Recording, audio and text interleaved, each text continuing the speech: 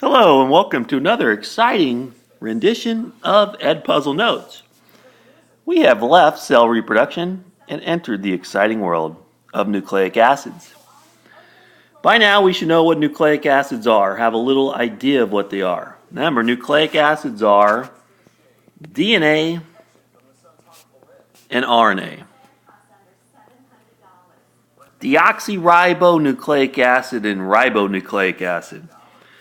This guy right here, DNA, that's what contains our genetic or hereditary information. And ribonucleic acid, its little buddy, he's kind of like his helper. So RNA is like the helper of DNA. Now, if we remember from cell reproduction, remember you got your mom and you got your dad. Both of them have 46 chromosomes, but they only give you half of their chromosomes. So they both have 46 chromosomes. They give you one half of their DNA. Your mom and your dad gave you one half of their DNA. So they gave you each 23 chromosomes, which gave you 46. Well, what are those nucleic acids? What did that DNA, what did that do for you with your 46 chromosomes? I mean, how does that matter? How did that make you you? Well, I mean, if this is you, boop-a-doo, the 46 chromosomes, do you have dark hair? Like this side of the guy? Or do you have blonde hair? Guess what? That is in the DNA. Do you have blonde hair, brown hair, black hair, red hair? All of that was in the DNA that your mom and your dad gave you. Do you have blue eyes? If you do or if you don't, that came from mom and dad. Do you have green eyes? Do you have brown eyes? Do you have two eyebrows like that? Or do you have one big massive unibrow? All that is in your DNA, in the code, the instructions for making you. Do you have very large ears or do you have little tiny ears? That's in your DNA. Do you have dimples? Beep. Or do you have no dimples? Do you have a chin dimple? A cleft chin? Yes, no, that's in your DNA. How tall are you? Are you 7 foot tall? Or are you 4 foot tall? All of it is in your DNA. Alright, so we don't usually go into a little history about the scientists, but there are a couple you're going to need to know here. So way back in 1952, a scientist named Chargaff, he figured out that there was about the same numbers of adenine and thymine as there are cytosine and guanine in DNA. Now you're like, I've never even heard of those things. You're right. You haven't yet, but you will. So he discovered that A and T, they're the same amount. Same amount of A's and T's. And a different amount, C's and G's, or cytosine and guanine. There's always about the same amount of C's and G's and always the same amount of A's and T's. Now, why is that important? You don't know yet, but you will, hopefully. All right, 1952, Rosalind Franklin. She kind of discovered the shape of DNA. They didn't really give her much credit. I think they should have gave her way more credit than what they did. But using an X-ray technique, she was able to kind of see what the shape of DNA looked like. But the two guys that got the credit for making the first accurate model or the shape of DNA was James Watson and Francis Crick. Well, you have to know their names? Yeah. You will have to know Watson and Crick as far as they discovered the shape of what DNA is. All right, so in case you forgot when you made your book back in the first semester when we did lipids and carbohydrates and proteins, and we also did nucleic acids, Nucleic acids were one of those 4 organic macromolecules, and these are the guys that contain our genetic or hereditary information. They carry our genetic information. Basically, that makes us who we are. And we have 2 types, 2 broad types: DNA, deoxyribonucleic acid, and RNA, ribonucleic acid. We're going to go through both of them in detail. So we're going to start out with DNA. Deoxyribonucleic acid. Obviously, since it's deoxyribonucleic acid, hey, it's a nucleic acid. It contains your hereditary information. That just means it contains the information that was passed on from your parents to you. It's what gives you your skin color, eye color, hair color, height, everything. Everything that makes you you came from your parents, and it was handed down to you through a molecule called DNA. So, important functions of DNA. 1 and 2 are extremely, those are the ones you need to know. 3, don't worry about it. Number 1, DNA carries the information from one generation to the next. That means it carries information from the parents to the offspring, or the parents to the kids. It's what carries that information to make you who you are. Now, how does DNA have the power to give you your traits? Your brown hair, or your blonde hair, or your dimples, whatever. How do they give you those traits? Well, the way they give you those traits is that DNA has the code for making proteins. Proteins. Remember that. So, 1, they carry information from one generation to the next, from parents to kids, and they have the information for making specific proteins. And those proteins are what gives you your traits. Now, DNA is also easily copied for reproduction. That's great, but we'll go over that later. Blank cells do not have a nuclei. I don't know if you'll remember, but a type of cells called prokaryotic. Prokaryotic cells do not have a nuclei. Remember, those are things like bacteria. Bacteria are prokaryotic cells. Their DNA is located in a circular form, and that's called a plasmid. So prokaryotic cells, bacteria, their DNA is located within what's called a plasmid. So you can just think of a plasmid as prokaryotic or bacteria DNA. Now, we are not prokaryotic cells. We are made out of eukaryotic cells. And we have about 1,000, at least 1,000 times the amount of DNA as prokaryotic cells. And our DNA is not located within what's called a plasmid. Ours is located in the nucleus of the cell, and it's in the form of what looks like worms under the microscope, the chromosomes. And as humans, we should know we have our DNA is located within 46 chromosomes inside the nucleus of all our cells, except our gametes. Remember our sex cells, they only have 23. But our somatic or body cells have 46 chromosomes located in the nucleus of our cells. Alright, so do all cells have the same number of chromosomes? Obviously, the answer to that is no.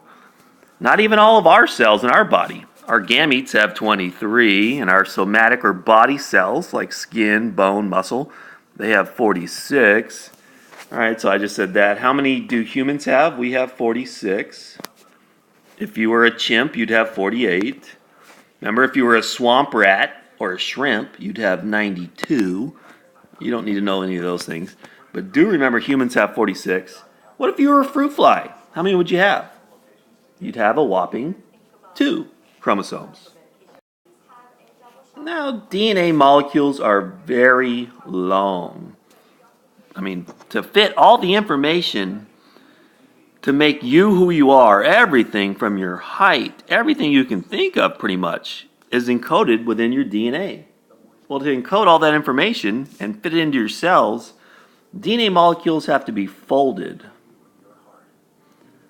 Folded, scrunched, they're all packed in tightly in order to fit that 1 meter of DNA into each little tiny cell.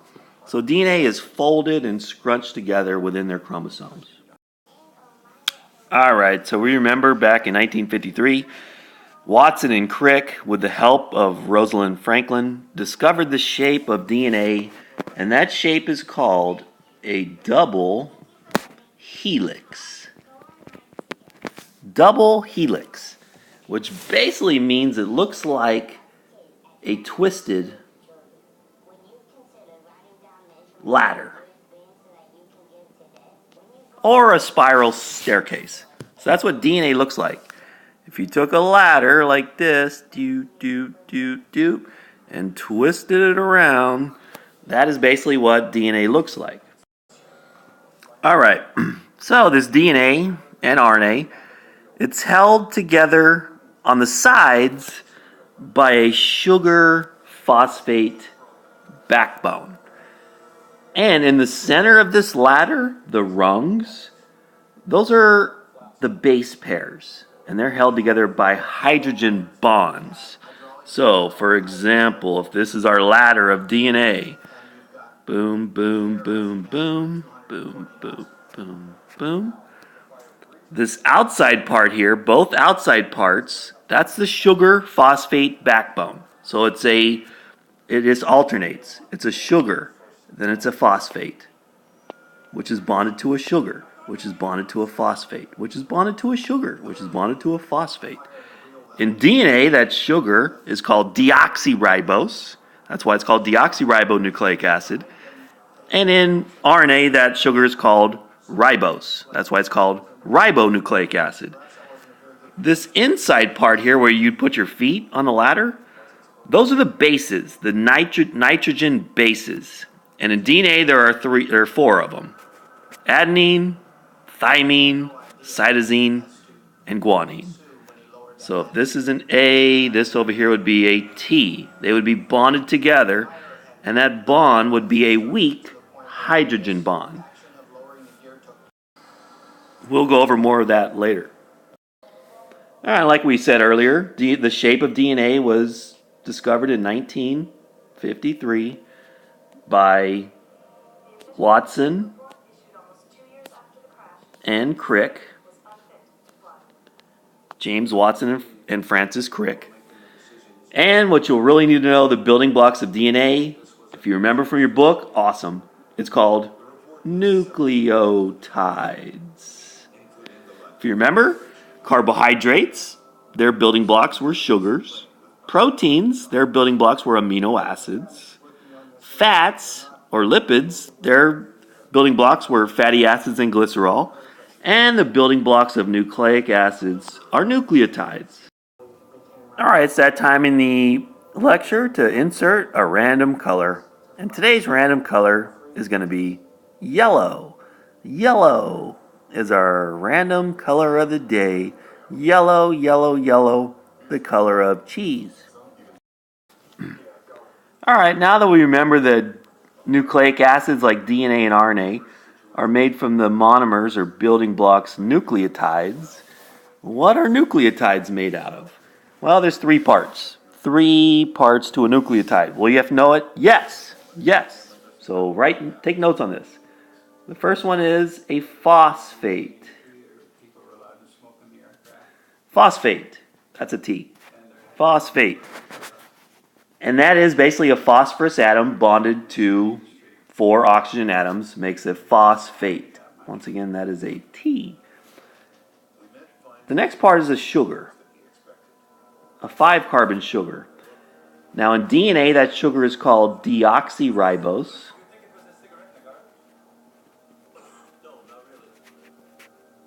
And in RNA, that sugar is called ribose.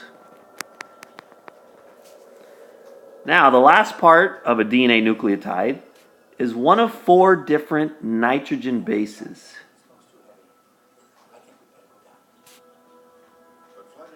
Now this is the most important part of a DNA molecule because it's the nitrogen bases. That's the only thing that's different between us. We all have the same, whether you're a bacteria or whatever, we all have the same sugar phosphate backbone in our DNA, but the order of our nitrogen bases, there's only 4 types. There's adenine, which we just put an A for it, adenine. There's thymine, which we just put a T. Cytosine, C, and guanine, G. Those are the 4 nitrogen bases in DNA. Adenine, thymine, cytosine, and guanine, or A, T, C, and G. So it's whatever order our A, T, C's, and G's are in our DNA is what gives us all of our traits. So what does a nucleotide look like? We always draw it with a circle. Not the best circle in the world, but that's a circle. We put a P in there for the phosphate. It is bonded to a 5-carbon sugar. Looks kind of like a house. We put a D in there for deoxyribose. If it's DNA, it'd be an R if it's RNA. And it is bonded to one of 4 different types of nitrogen bases. So in DNA, that would be A, T, C, and G. On the other side, there'd be another base bonded to it, and there'd be another sugar bonded to that base, which is bonded to another phosphate. So this would be a base. So you can see there's 2 sides to DNA. We have this side over here, phosphate, deoxyribose, and a base, and this side over here, phosphate, deoxyribose with a base. So DNA is double-sided. That's going to be one of the differences between DNA and RNA. DNA is double-sided. It's got 2 sides. And on the sides, it's held together by the sugar, phosphate, backbone. And in the middle, it's held together by hydrogen bonds between the bases. Now, for those of you guys who like extra credit, the bonds which hold the backbone together, the phosphate and the deoxyribose sugar, that's a special kind of covalent bond, a super, super strong bond called a phosphodiester bond. So that's a phosphodiester bond. Now, another super strong bond between the sugar and the base, right there, that's called a glycosidic bond. Glycosidic bond. Now, everybody's going to need to know with your honors or whatever, the weak bond between the bases, that's a hydrogen bond. Not a hydrogen bomb, but a hydrogen bond. Hydrogen bond. Weak hydrogen bond. So, these bonds out here are super, super strong. They're types of covalent bonds, very, very hard to break. The bonds between the bases, very weak bond. It's the same type of bond that holds water molecules together. And it's not that hard to to break apart water molecules from each other. So the hydrogen bonds are weak, where these bonds on the outside are very, very strong. All right, probably the most important slide and the easiest slide, which is nice. All right, so DNA has 4 possible bases that go within its nucleotides. And as I said earlier, those 4 bases, that's it. There's only 4. I don't care what you are. Swamp rat, person, bacteria. You have 4 different types of bases, and that is adenine, or A, thymine, or T, cytosine, or C, and guanine, or G. Those are the 4 bases, and it's your order.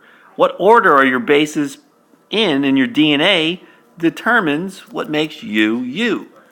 Now, hopefully remember, the bases, the A, T, C's, and G's, they're held together by these weak bonds called hydrogen bonds. The A's and T's and the C's and G's are held together by weak hydrogen bonds. Now, the DNA bases pair up in what's called a complementary way. They have a specific shape. So they will only fit with one other base.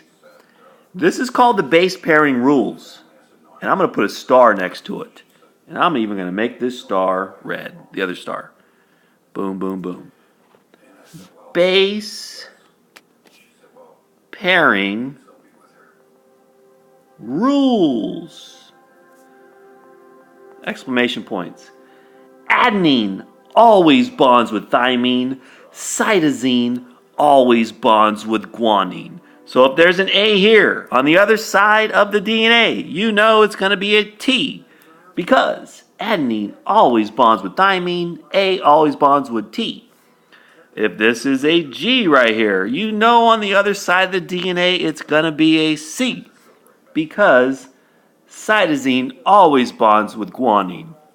If you're going to remember anything from today's little lecture, remember the base pairing rules.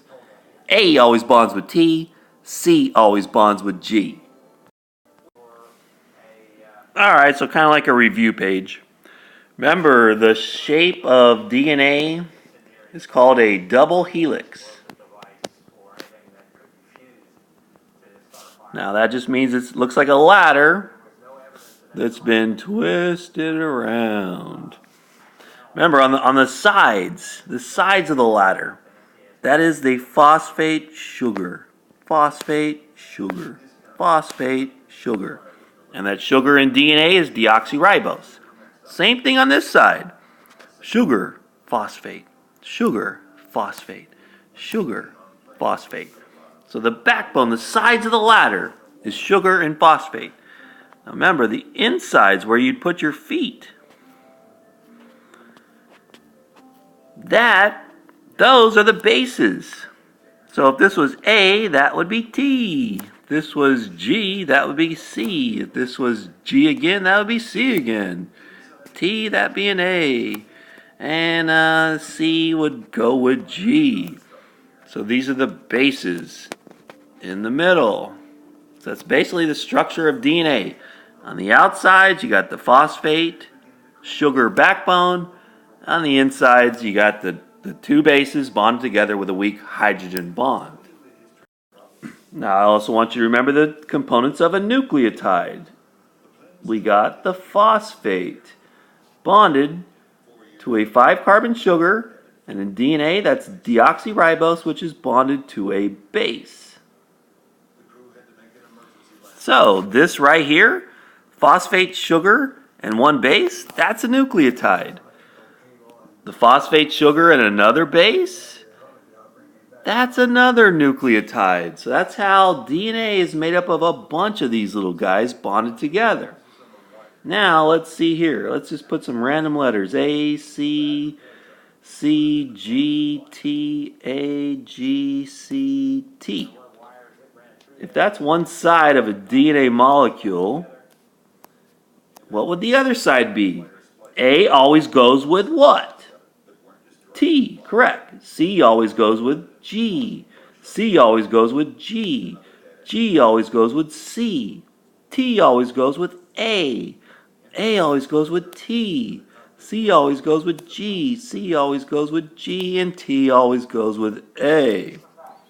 So that is called the base pairing rules. Know which bases go with which bases. T always goes with A. C always goes with G. Another thing, remember the bonds that hold the bases together? Those are weak hydrogen bonds.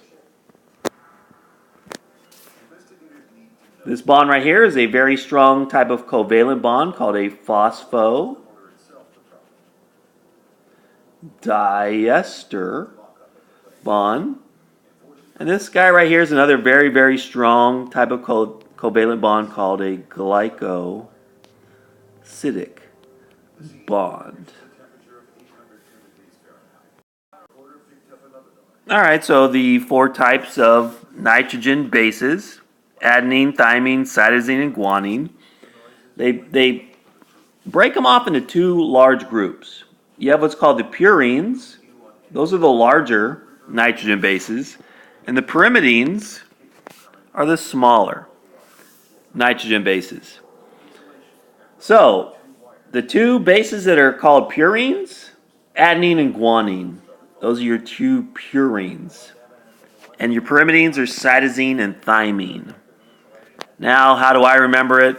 I remember ag. That's a class here at Tulare Western. Some people might have ag class. Well, good. That'll help you remind you that ag, those are the purines. And C and T, those are your pyrimidines. But more importantly, remember, A always bonds with T, adenine always goes with thymine, and guanine always goes with cytosine. So purines are going to bond with pyrimidines.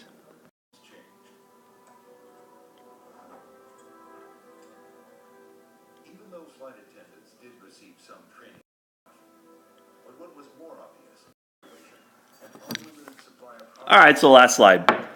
Here's like a little view of what the shape of DNA. Remember, the shape is called a double helix. Double helix, which is a ladder that's been twisted around. So here's our twisted ladder right there. Remember the outside parts where you put your hands? That's made of sugar, phosphate. Sugar, phosphate. Remember the sugar in DNA is deoxyribose. Now the place where you put your feet in the ladder, that's where the bases are at. Where G always bonds with C. T always bonds with A. C always bonds with G. And it is the order. What is your order? What order are all your bases in your DNA? You're like, I don't care. What do I care? Well, it's that order that gives you your traits. Your brown hair. Or your green eyes. Or how tall are you? Everything genetically that makes you who you are is your order of bases, A, T, C, and G. Thank you very much for listening, and I'll talk to you next time.